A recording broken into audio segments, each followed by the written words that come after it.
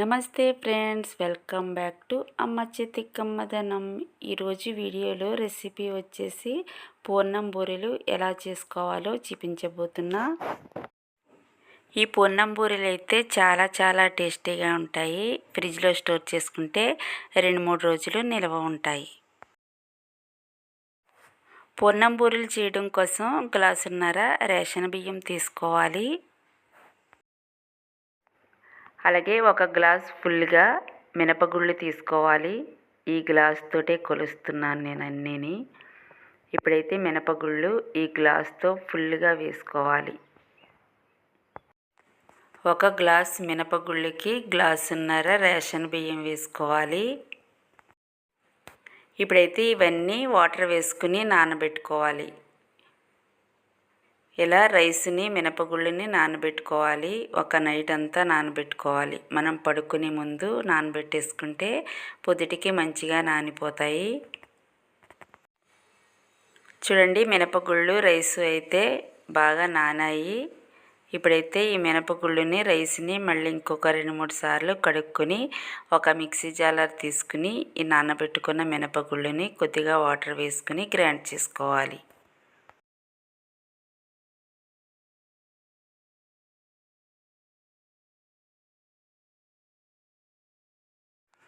చూడండి, మినపగుళ్ళు అయితే ఇలా గ్రైండ్ చేసుకుని ఒక బౌల్లోకి వేసుకోవాలి.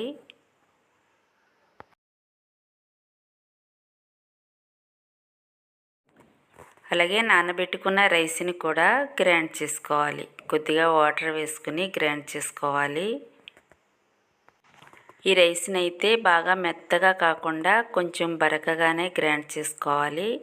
బాగా బరకగా కాదు. చూడండి, ఇలా గ్రైండ్ చేసుకోవాలి. ఇప్పుడు రుబ్బుకున్న మినపపిండిలో ఈ గ్రైండ్ చేసి పెట్టుకున్న బియ్యం పిండి వేసుకోవాలి. ఇప్పుడు ఇవన్నీ బాగా మిక్స్ చేసుకోవాలి.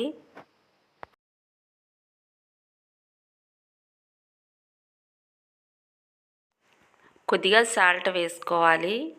1 స్పూన్ బెల్లం పొడి వేసుకోవాలి. ఈ బెల్లం పొడి వేసుకోవడం వల్ల మంచి కలర్ వస్తాయి. బూరెలు అయితే మంచి క్రిస్పీగా కూడా ఉంటాయి. ఇలా ఒకసారి ట్రై చేసి చూడండి.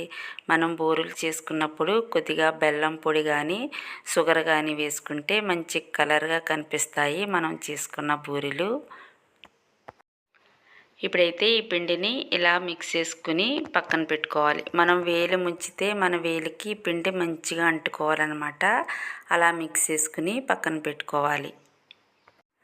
ఇప్పుడైతే పూర్ణాలు చేయడం కోసం 1 గ్లాసు శనగపప్పుని తీసుకోవాలి. ఈ గ్లాస్ తోటి కొలుస్తున్నాను. ఈ గ్లాసుడు శనగపప్పుని తీసుకుని ఈ శనగపప్పులో వాటర్ వేసుకుని నానబెట్టుకోవాలి.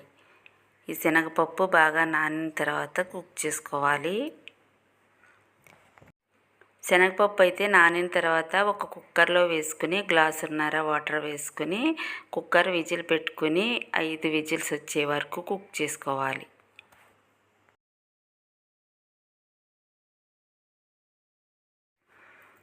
చూడండి, శనగపప్పు అయితే చాలా మెత్తగా కుక్ అయింది. ఇప్పుడైతే స్టవ్ ఆన్ చేసుకుని ఒక కడాయి పెట్టుకోవాలి.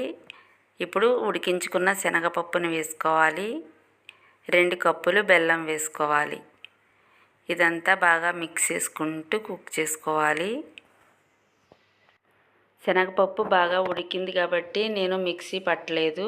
కొంచెం లైట్గానే ఉడికితే మనం మిక్సీ పట్టుకోవచ్చు. ఇప్పుడైతే 2 ఇలాచీ దంచుకుని వేసుకోవాలి. ఈ శనగపప్పు పూర్ణాలని ఇలా మంచిగా ఉడికించుకోవాలి. చిటికెడు సాల్ట్ కూడా వేసుకోవాలి. ఇదంతా దగ్గర పడే వరకు కుక్ చేసుకోవాలి. చూడండి, శనగపప్పు పూర్ణాలు అయితే కొంచెం గట్టిపడింది.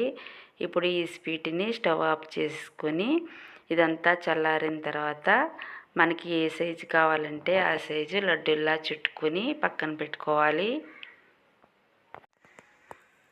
ఇలా ఈ స్వీట్నంతా ఇలా ఉండలుగా చుట్టేసుకుని ఒక ప్లేట్లోకి పెట్టుకోవాలి. అన్నీ ఒకే సైజులో ఇలా చుట్టేసుకోవాలి. పండగలు వచ్చినప్పుడు మనకి పొద్దుటే టైం సరిపోదనుకున్నప్పుడు ఇలా నైట్ చేసుకుని ఫ్రిడ్జ్లో స్టోర్ చేసుకుంటే పొద్దుటికి చాలా ఈజీగా అయిపోతాయి ప్రసాదాలు అయితే. చూడండి పూర్ణాలు అయితే రెడీ అయిపోయి. ఇప్పుడైతే బూరెలు వేసుకోవాలి. ఈ పిండినైతే 1 గంట పాటు నానబెట్టుకుంటే బూరెలు మంచిగా వస్తాయి. బూరెలు ఫ్రై చేయడం కోసం ఆయిల్ని పెట్టాను. ఆయిల్ అయితే బాగా కాగింది. ఇప్పుడైతే బూరెలు వేసుకోవాలి. ఇలా స్పూన్తో వేసుకోవచ్చు, చేత్తో కూడా వేసుకోవచ్చు. నేనైతే చేత్తో వేసేస్తున్నాను. మనం రుబ్బుకున్న మినపపిండిని 1 గంట పాటు నానబెట్టుకోవాలి. మనం ముందు ఈ పిండిని రుబ్బేసుకుని తర్వాత శనగపప్పు పూర్ణం చేసుకుంటే ఆ టైం సరిపోతుందన్నమాట ఈ పిండి నానటానికి. చూడండి బూరెలు అయితే ఫ్రై అయిపోతున్నాయి.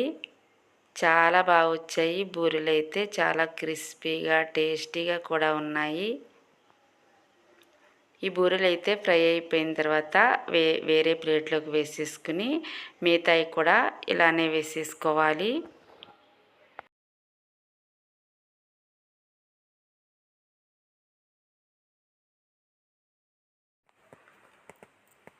మిగతా బూరెలు కూడా ఇలానే వేసేసుకోవాలి. బూరెలు వేసుకున్నప్పుడు చాలా జాగ్రత్తగా వేసుకోవాలి. బూరెలో పూర్ణం బయటకు వచ్చిందంటే ఆయిల్ అంతా పాడైపోతుంది అన్నమాట. చూడండి ఒక బూరెలో పూర్ణం అయితే బయటకు వచ్చేసింది. ఇప్పుడైతే బూరెలన్నీ ఫ్రై అయిపోయి ఇవి కూడా తీసేసుకోవాలి. చూడండి బూరెలు అయితే ఎంత కలర్ఫుల్గా వచ్చాయో. మనం రుబ్బుకున్న పిండిలో బెల్లం కానీ షుగర్ కానీ వేసుకుంటే ఇలా కలర్ఫుల్గా కనిపిస్తాయి అన్నమాట. పూర్ణం బూరెలు ఇలా చేసుకున్నారంటే చాలా టేస్టీగా ఉంటాయి, చాలా క్రిస్పీగా కూడా ఉంటాయి. ఈ పండుగలకి ఇలా ట్రై చేసి చూడండి, సూపర్ టేస్ట్ ఉంటాయి. అలాగే మా రెసిపీస్ మీకు నచ్చినట్లయితే సబ్స్క్రైబ్ చేసుకోండి.